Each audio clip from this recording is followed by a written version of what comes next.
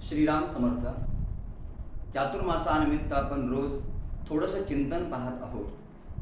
आज नवरात्रीचा तिसरा दिवस आहे. बघा, आपल्या आयुष्यामध्ये एक एक दिवस हा अगदी सहजरित्या मागं जात आहे. नवरात्रीचा तिसरा दिवस नवदुर्गेच्या पूजनामध्ये, नवदुर्गेच्या दर्शनामध्ये, नवदुर्गेच्या रोज उपासनेमध्ये खरंच आपण सगळेजण भारावून गेले असाल. संध्याकाळची आरती, सकाळची आरती, घरामध्ये धूप दीप खूप छान वाटतं. पण हे सगळं करत असताना आपल्याला या नवरात्रीच्या काळामध्ये देवीची उपासना करून, मी काल सांगितलं जसं आपण चार्ज होणं गरजेचं आहे काय, तसं उपासनेनं चार्ज व्हावं आणि विचारानं सुद्धा आपण परखड असलं पाहिजे. आपले विचार अतिशय स्पष्ट असावेत आणि ते परखडपणे मांडून आपल्याला त्याप्रमाणे आपलं जीवनही जगता यावं. काय असतं माहिती आहे का, आपल्या आयुष्याची खरोखर एक गंमत आहे. काय गंमत आहे माहिती आहे का, की आपल्याला जे चांगलं मिळालं आहे आयुष्यामध्ये, त्या चांगलं मिळणाऱ्या वस्तूचा आनंद आपण घेत नाही. पण जे काही थोडं वाईट असेल ना, त्या वाईट गोष्टीचं चिंतन आपण करायला लागतो. काय देवानं इतकं सगळं चांगलं दिलंय, पण काय दुखणं पाठीमागं लागलं असं म्हणतो. किंवा एखादा समोरचा व्यक्ती जर आजारी असेल तर त्याचा आजार पाहून आपण त्या आजारावर उपचार करतो. पण हे उपचार करत असताना, त्या आजारी व्यक्तीची सेवा आपण करत असताना आपल्या मनामध्ये विचार यायला लागतो की काय नशीब असेल बरं याचं. बघा, प्रत्येक वेळेस अशा या दुखण्याचा पाढा वाचत बसण्यामध्ये अर्थ नसतो.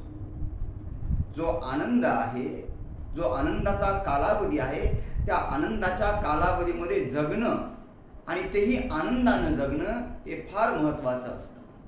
मला सांगा, जो व्यक्ती आजारी आहे त्या आजारी व्यक्तीच्या दुखण्याबद्दल खेद करून काय मिळणार आहे का? एक उदाहरण म्हणून सांगतो. तो आजार तुम्हाला जर घेता आला असता, म्हणजे परमेश्वरानं अशा प्रकारची रचना केली असती की नाही त्याचा आजार राहील, पण तो आजार कोणावर तरी डिवाइड करणं गरजेचं आहे. तुम्ही घेताल का आजार? तो नाही घेणार. मग तो आजार घ्यायची तुमची मानसिकता नाही. पण जे आहे त्याच्यामध्ये समाधान मानून चला ना. बघा, सत्संग हा त्यासाठीच असतो. दुसरा कुठलाही संताच्या संगतीत, चांगल्या मित्राच्या संगतीत, चांगल्या लोकांचे विचार असलेल्या लोकांच्या संगतीत आपल्याला जे राहायचं असतं ना, ते यासाठीच राहायचं असतं की कठीणातल्या कठीण काळामध्ये सुद्धा माझी बुद्धी ही शुद्ध असली पाहिजे. आता गंमत कशी असते, आपण आपल्या सोयीनं सगळ्या गोष्टी घेतो. म्हणजे परमार्थ सुद्धा आपण आपल्या सोयीनं करतो. सवडशास्त्र आपण म्हणतो ना, त्या पद्धतीनं.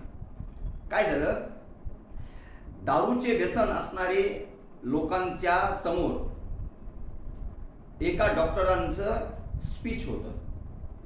आता त्यांना सांगायचं होतं की दारू पिणं हे किती वाईट आहे, दारू पिऊ नका.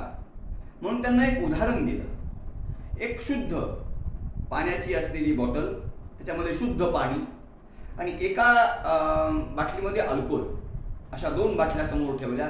सांगताना सांगितलं की ही चांगल्या पाण्याची बॉटल आहे, म्हणजे बॉटल आहे काय, ही अल्कोहोलची बॉटल आहे, दोन्ही काचेच्या.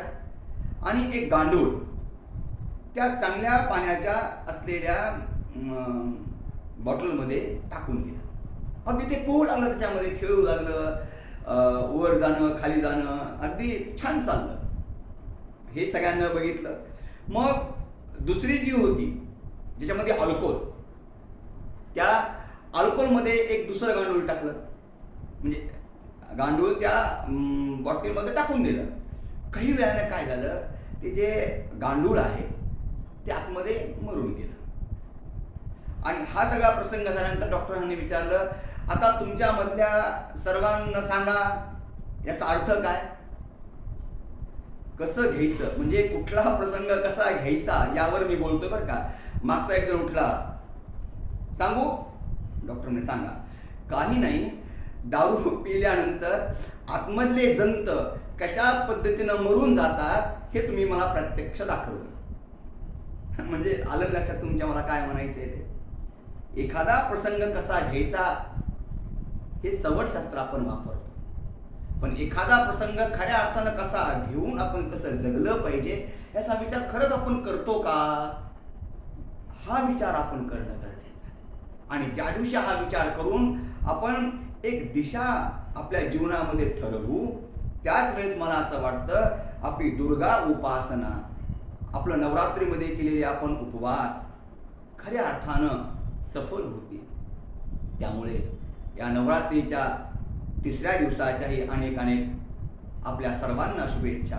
या उपासनेच्या माध्यमातून आपली बौद्धिक क्षमता वाढो. या नवरात्रीच्या उत्सवाच्या माध्यमातून आपल्या घरामधील सर्व अमंगल जे दिसत नाही ते निघून जावो. पण याच नवरात्रीच्या काळामध्ये सुद्धा माझ्या विचाराची ही दिशा बदलावी, माझ्या वाणीची दिशाही बदलावी म्हणजे चांगली बदलावी. अशी भगवती आपल्याला सद्बुद्धी सत्प्रेरणा देवो, हीच रामरायाच्या चरणी प्रार्थना करूया. आज इथेच थांबूया. उद्या नवीन विषय, नवीन चिंतन. श्रीराम समर्थ.